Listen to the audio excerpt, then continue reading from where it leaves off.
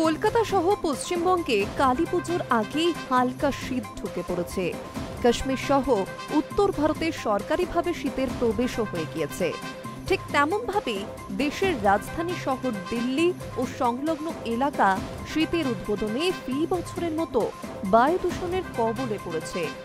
দিওয়ালিতে পরিবেশ বান্ধব বাজি পোড়ানো নিয়ে সুপ্রিম কোর্টে যখন চুলচেরা বিশ্লেষণ চলছে, তখন মঙ্গলবারই সেই দীপাবলির আবহে কাটা পড়ল বায়ু দূষণের। বেশ কিছুদিন ধরে বর্ষাকালীন দূষণের মাত্রা নিচের দিকে থাকার স্বস্তি কাটিয়ে মঙ্গলবার সকাল থেকে দিল্লি ও লাগোয়া এনসিআর এলাকায় দূষণ মন্দ স্তরে নেমে এসেছে।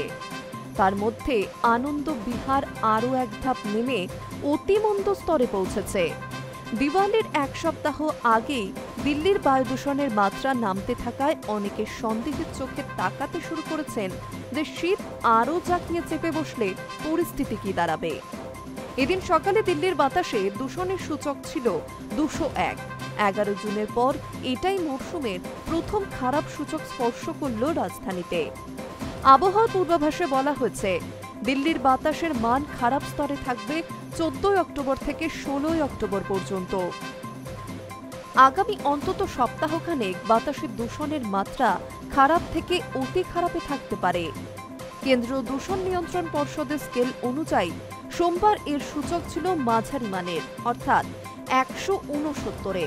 সেটাই বেড়ে মঙ্গলবার 200 ছাড়িয়ে যায়। দূষণ নিয়ন্ত্রণ পর্ষদের সূচক অনুযায়ী 0 থেকে 50 পর্যন্ত হল উত্তম, 51 থেকে 100 হল সন্তোষজনক, 101 থেকে 200 পর্যন্ত সূচককে মধ্যম হিসেবে ধরা হয়, আর 201 থেকে 300-র মধ্যে থাকলে তা মন্দ। 301 থেকে 400 হচ্ছে অতি মন্দ এবং 401 থেকে 500 হল বিপজ্জনক স্তরের দূষণ মাত্রা। দূষণ বিশেষজ্ঞদের মতে দক্ষিণ পশ্চিম মৌসুমী বায়ু কেটে যাওয়াতে দিল্লিতে দূষণের মাত্রা বাড়তে শুরু করেছে। এদিন ভোর 5:30 নাগাদ দূষণের সূচক ছিল 200-রও বেশি। Hi News network.